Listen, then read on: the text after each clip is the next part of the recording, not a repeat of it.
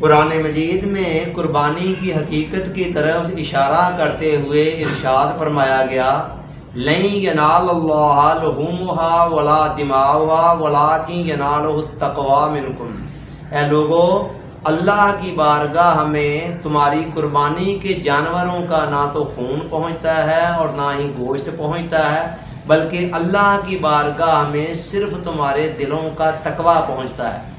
آپ قربانی کے لیے جو جانور خرید رہے ہیں وہ 50,000 کا ہے یا 5 لاکھ کا ہے، یہ بات اہم نہیں ہے۔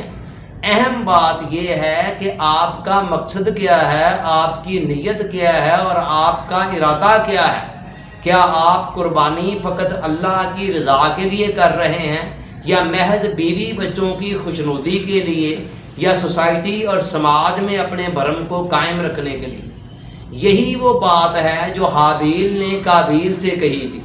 دونوں بھائیوں نے قربانی پیش کی، چھوٹے بھائی کی قربانی قبول ہو گئی اور بڑے بھائی کی قربانی قبول نہ ہو سکی۔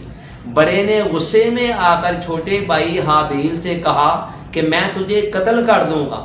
چھوٹے بھائی حابیل نے کہا کہ بھیا، میرے اوپر غصہ کرنے کی ضرورت نہیں ہے، انما یتقبل اللہ من المتقین، بے شک اللہ تعالیٰ صرف تقوی والوں کے اعمال قبول کیا کرتا ہے۔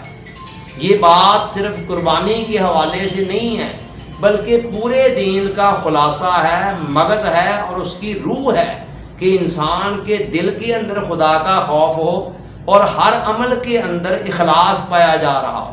حضور علیہ السلام نے ارشاد فرمایا اخلص دینک یکفک العمل القلیل، اے بندے اپنے اعمال کو اللہ کے لیے خالص کر لے، تیرا تھوڑا عمل بھی تیرے لیے کافی ہو جائے گا۔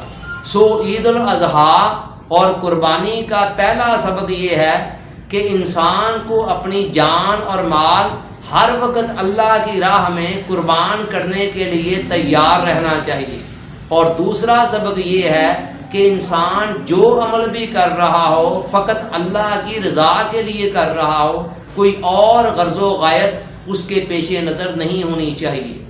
یہی ایک بندہ مومن کی زندگی کا نصب العین ہے، جس کی طرف اشارہ کرتے ہوئے قرآن نے فرمایا قل ان صلاتی و نسکی و محیای و مماتی للہ رب العالمین، کہہ دیجئے کہ بے شک میری نماز، میری قربانی، میرا جینا اور میرا مرنا سب کچھ اس اللہ کے لیے ہے جو تمام جہانوں کا پالنے والا ہے۔ اللہ تعالیٰ سوچنے، سمجھنے، یاد رکھنے اور عمل کی توفیق عطا فرمائے، آمین۔ شکریہ۔